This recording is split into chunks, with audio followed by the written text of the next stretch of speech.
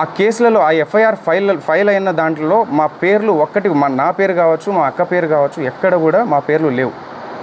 మేము ఎక్కడ తప్పు చేసినట్టు మీరు ఎక్కడైనా నిరూపించండి.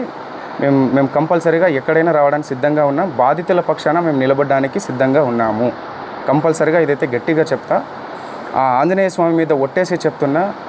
మా బంజారా కుల దైవమైనటువంటి సేవాలాల్ సాక్షిగా చెప్తున్నా. తుల్జా భవాని మా అమ్మవారు, తుల్జా భవాని అమ్మవారి పైన అమ్మవారి పైన ఒట్టేసి చెప్తున్నా. మాకు ఈ మైక్రో ఫైనాన్స్ స్కామ్కి ఎటువంటి సంబంధం లేదు. దయచేసి గమనించగలరని చెప్పేసి కోరుకుంటున్నా.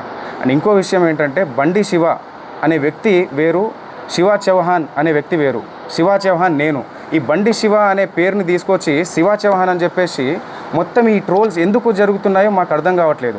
ప్రతి వీడియో పోయినా మా అక్క ఫోటో పెట్టి ఇది చేస్తున్నారు. ప్రధాన నిందితున్న నేనని చెప్పేసి వచ్చిన ఆరోపణ ఏదైతే ఉందో ఈరోజు మంగ్లీ పైన అటాక్గా మారిపోయింది. దీని వెనకాల ఎవరున్నారు ఏంటి అని చెప్పేసి వాస్తవాలు ముందు అది తెలియాల్సిన విషయం. అది డిపార్ట్మెంట్ ముందు పెడుతుంది. ప్రతి ఒక్కరిని శిక్షించాలి, బాధితులకి న్యాయం జరగాలని చెప్పేసి కోరుకుంటున్నాను.